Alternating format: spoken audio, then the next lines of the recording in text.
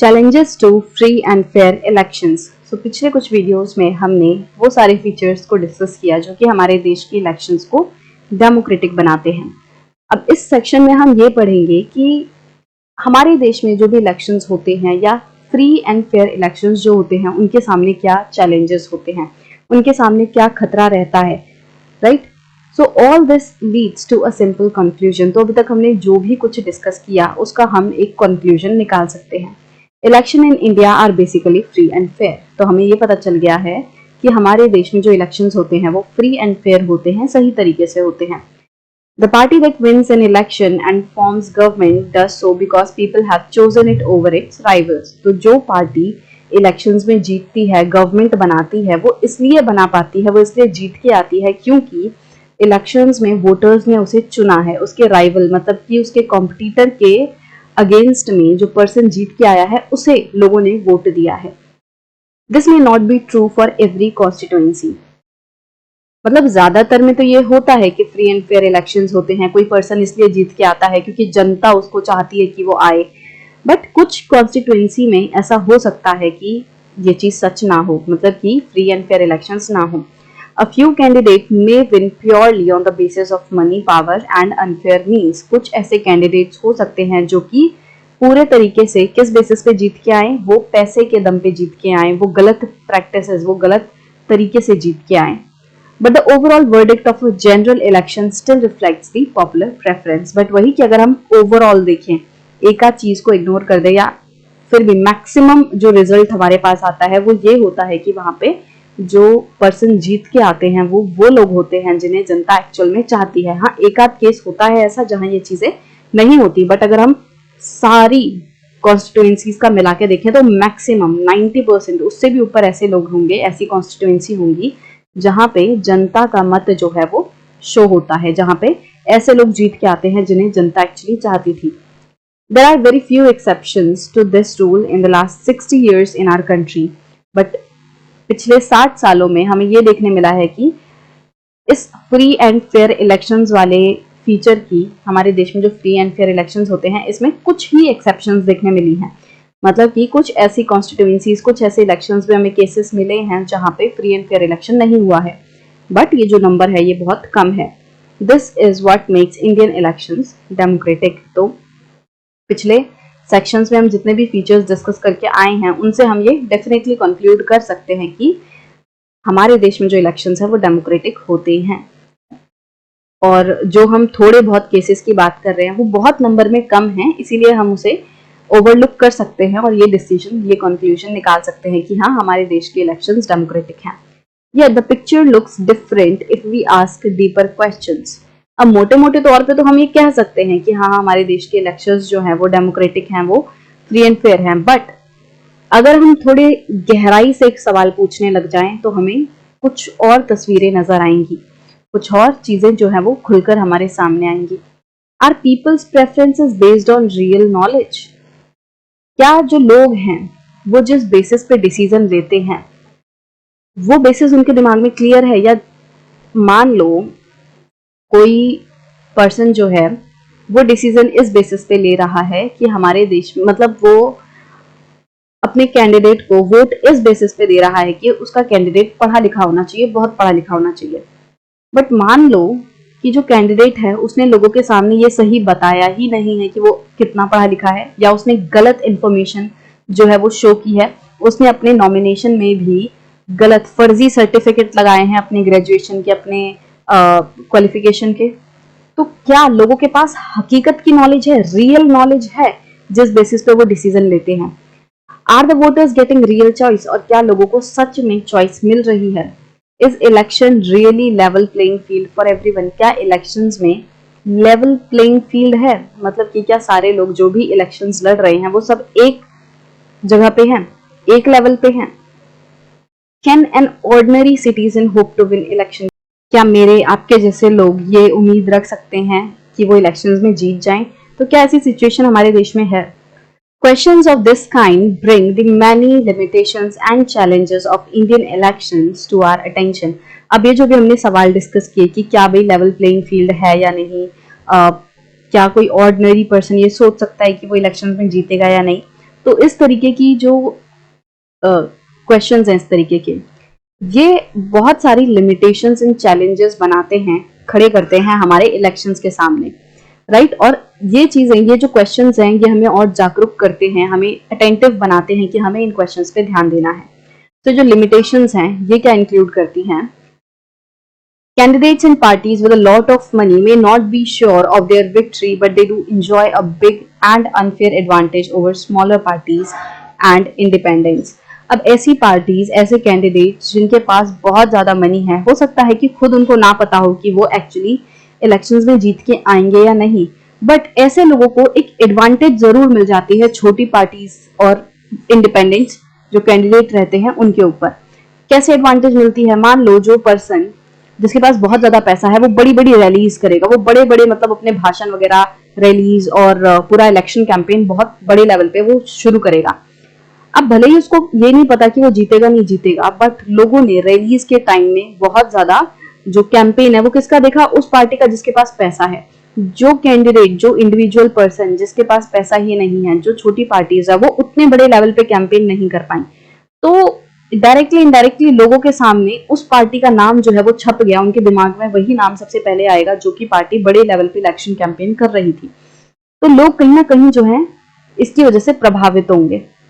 भले ही जो छोटी पार्टीज हैं, जो इंडिविजुअल कैंडिडेट्स हैं जिनके पास ज्यादा पैसा नहीं है, वो अच्छे हों, वो ज्यादा बेहतर तरीके से लोगों को सर्व कर सकते हों, बट क्योंकि वो बहुत बड़े लेवल पे कैंपेन नहीं कर पाए, तो लोगों के सामने सिर्फ उस पार्टी का नाम आ जाएगा जो कि बहुत पैसे वाली है। तो ये मैंने जस्ट एक एग्जांपल दिया कि किस तरीके से वो पार्टीज जिनके पास ज्यादा पैसा है वो दूसरों पर भारी पड़ सकती हैं। In some parts of the country, candidates with criminal connection have been able to push others out of the electoral race and to secure a ticket from major parties.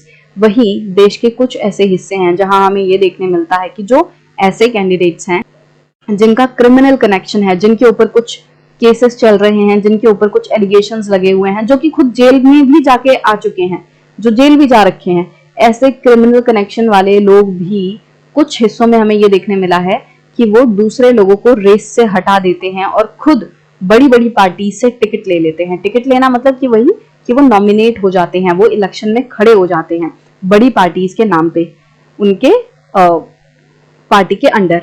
तो हमें ये देखने मिल रहा है कि भाई ऐसे लोग जो क्रिमिनल कनेक्शन वाले लोग हैं, जिनका कुछ ना कुछ क्रिमिनल बैकग्राउंड है, ऐसे लोग भी इलेक्शंस में काफी अच्छे से खड़े हो पा रहे हैं, वो भी किसी छोटी मोटी पार्टीज के अंडर नहीं, बड़ी बड़ी पार्टीज के अंडर हमें ऐसे लोग देखने मिल रहे हैं।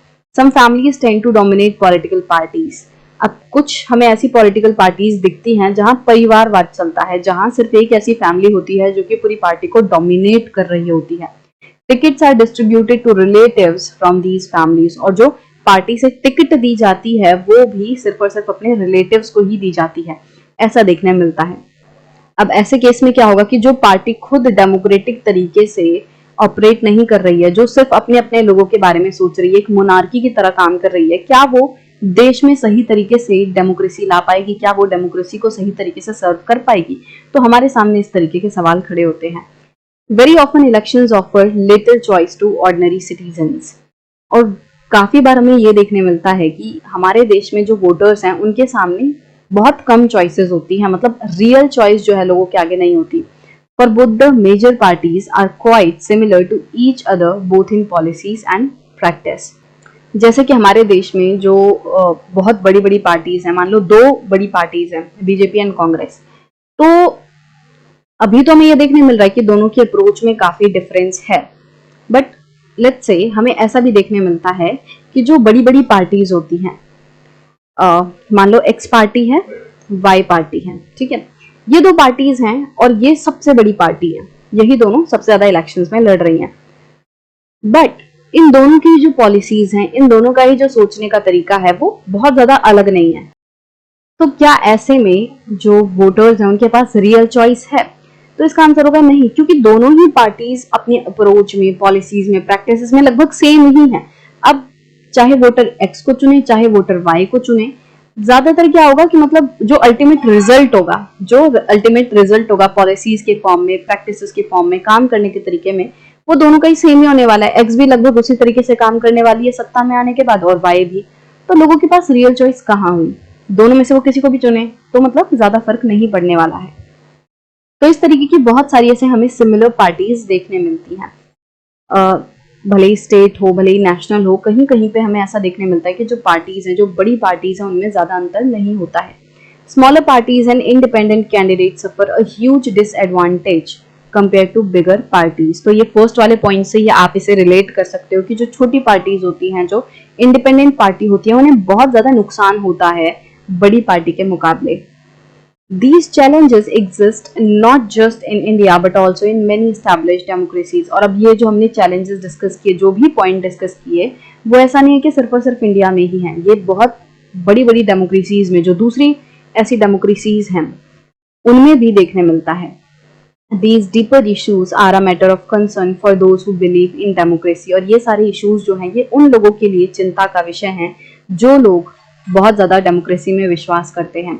That is why citizens, social activists and organizations have been demanding reforms in our electoral system। और इसीलिए कंटिन्यूसली आप देखते होंगे कि हमारे देश में ये आवाजें उठती हैं कि हमारे देश का जो इलेक्टोरल सिस्टम है उसमें चेंज आना चाहिए। बल्कि जो दूसरे देश हैं उनमें भी ये चीजें देखने मिलती हैं कि लोग डिमांड कर रहे होते हैं कि इलेक्शंस में चेंज लाओ, मतलब कुछ इस तरीके से रिफॉर्म्स लाओ कि ये जो माल प्रैक्टिसेस वगैरह होती हैं, जो चैलेंजेस हैं, इनको ओवरकम किया जा सके, ये इंश्योर किया जा सके कि और बेहतर तरीके से फ्री एंड फेयर इलेक्शंस हो। Can you think of some reforms? क्या आप कुछ रिफॉर्म्स के बारे में सोच सकते हो? अब जैसे एक एग्जांपल मैं आपको बताऊं कि नॉर्मली क्या होता है कि जो पॉलिटिकल पार्टीज हैं उन्हें डोनेशन मिलती है एक तरीके से। तो एक ऐसा सिस्टम है जिसमें क्या होता है कि अगर जिस भी पर्सन को पॉलिटिकल पार्टी को पैसा देना है, डोनेट करना है, तो उसे क्या करना होता है कि उसे SBI से एक फॉर्म लेना होता है, इलेक्टोरल बॉन्ड, और वो फिल करना होता है। मतलब उस इलेक्टोरल बॉन्ड के बेसिस पे ही वो पर्सन जो है किसी भी पॉलिटिकल पार्टी को डोनेट कर सकता है, पैसा दे सकता है। बट यहाँ पे प्रॉब्लम यह है कि जब वो पर्सन फॉर्म वगैरह भरेगा तो उसकी जो आइडेंटिटी है वो बिल्कुल एनोनिमस होती है। मतलब कि उसकी आइडेंटिटी रिवील नहीं होती कि कौन पर्सन दे रहा है, किस पार्टी को जा रहा है, कितना पैसा जा रहा है, ये चीज पब्लिक में नहीं आती, ये चीज क्लियर नहीं होती। तो हम ये चीज रिफॉर्म ला सकते हैं, हम ये चेंज ला सकते हैं कि ये जो इलेक्टोरल बॉन्ड्स है इसमें ये पता चले कि कौन पर्सन किस पार्टी को कितना पैसा दे रहा है। इससे क्या होता है कि मतलब हमें ये एक क्लियर आइडिया मिल सकता है कि मान लो अगर कोई पर्सन बहुत ही ज्यादा बड़े लेवल पे किसी पॉलिटिकल पार्टी को पैसा दे रहा है तो वो किस लिए दे रहा है। मतलब जब वो पॉलिटिकल पार्टी सत्ता में आएगी तो वो पर्सन ये एक्सपेक्ट करेगा कि पॉलिटिकल पार्टी उसके फायदे में कुछ काम करे। जैसे कोई बहुत बड़ा बिजनेस है और वो बिजनेस कंटिन्यूसली किसी पॉलिटिकल पार्टी को बहुत बड़े लेवल पे पैसा दे रहा है, तो जब वो पॉलिटिकल पार्टी सत्ता में आएगी तो वो बिजनेस बोलेगा कि हमने आपको पैसा दिया था, अब आप हमारे लिए ये चीजें करो। तो हो सकता है पॉलिटिकल पार्टी उसके फेवर में कुछ चीज करे भी, तो इससे क्या होगा कि वो चीज सही नहीं होगी, ये चीज फ्री एंड फेयर नहीं होगी कि जो पॉलिटिकल पार्टी है वो किसी पर्टिकुलर बिजनेस के पक्ष में ही कोई काम कर रही है, तो ये सही नहीं होगा। तो मतलब ये छोटा सा एग्जाम्पल था कि जिससे हमें ये पता चल सकता है कि अगर ये चेंज ला दिया गया तो इससे एक क्लियर पिक्चर होगी हमारे सामने कि किस पार्टी को कितना पैसा कौन दे रहा है और इससे क्या अफेक्ट पड़ सकता है रिजल्ट्स में, इलेक्शन के रिजल्ट में। तो इस तरीके से काफी सारे रिफॉर्म्स जो हैं वो लाए जा सकते हैं हमारे देश के इलेक्शंस को और पूरे सिस्टम को बहुत फ्री एंड फेयर बनाने के लिए। तो अगर आपके पास कुछ ऐसे रिफॉर्म्स हैं, कुछ ऐसा कोई आइडिया है, तो आप कमेंट्स में लिख सकते हो। And what can an ordinary citizen do to face these challenges? और एक आम आदमी क्या कर सकता है इन चैलेंजेस को फेस करने के लिए? हमने क्या क्या चैलेंजेस पढ़े कि भाई लोगों के सामने जो बड़ी बड़ी पार्टीज हैं, जो जिनके पास ज्यादा पैसा है, वो ज्यादा फायदे में दिखाई देती हैं। तो लोग ये इंश्योर कर सकते हैं कि उनके एरिया से कौन कौन लोग वोट, मतलब कौन कौन लोग इलेक्शन में खड़े हो रहे हैं, उसके बारे में वो अलग से पता करें। वो सिर्फ इलेक्शन कैंपेन के बेसिस पे ना रहें कि कौन सी पार्टी ज्यादा पैसा खर्च कर रही, कौन सी पार्टी ज्यादा कैंपेन में एक्टिव है, तो सिर्फ उसी के बारे में उन्हें पता चलेगा।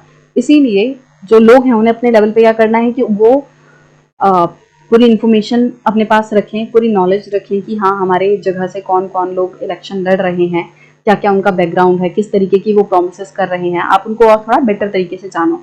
और इससे क्या होगा कि आप सही तरीके से डिसीजन ले पाओगे। एज सिटीजन आपको क्या करना है कि अगर कोई भी पर्सन ब्राइब दे रहा है, कोई भी पैसा देने की कोशिश कर रहा है कि आप पैसा ले लो और हमें वोट दो, तो वो चीज नहीं करनी है। अगर सारे लोग कलेक्टिवली मना करेंगे इस तरह की प्रैक्टिसेस के लिए, अगर एक भी पर्सन मतलब मना करेगा अपने लेवल पे कि नहीं मैं ये पैसा नहीं लूंगा, मैं अपनी मर्जी से जिस भी पार्टी को मुझे वोट देना है मैं वो दूंगा, तो चेंज आ सकता है। और अगर हम सारे लोग मिलकर ऐसा करें तो ये पॉलिटिकल पार्टीज इस तरीके की गलत एक्टिविटीज कभी करेंगी ही नहीं, क्योंकि उन्हें पता होगा कि लोग तो पैसे से मानेंगे ही नहीं। तो इस तरीके से हम एज सिटीजन्स गलत प्रैक्टिसेस के लिए ना कह सकते हैं। हम किसी के गिफ्ट देने से, किसी के पैसे देने से इन्फ्लुएंस ना हो, तो ये हमारे देश के लिए बेटर होगा। एक फ्री एंड फेयर इलेक्शंस में हमारा कंट्रीब्यूशन होगा। हमें अपने लेवल पे ज़्यादा से ज़्यादा नॉलेज जो है वो एक्वायर करने की कोशिश करनी है पार्टीज़ के बारे में, कैंडिडेट्स के बारे में।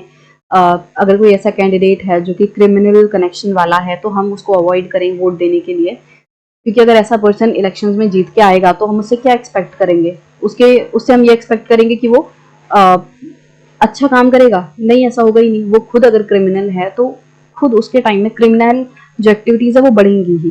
तो इसीलिए हमें अपने लेवल पे क्या इंश्योर करना होगा कि हम लोगों के बारे में जानकारी रखें और फिर एक अच्छा डिसीजन लें उस इन्फॉर्मेशन के बेसिस पे।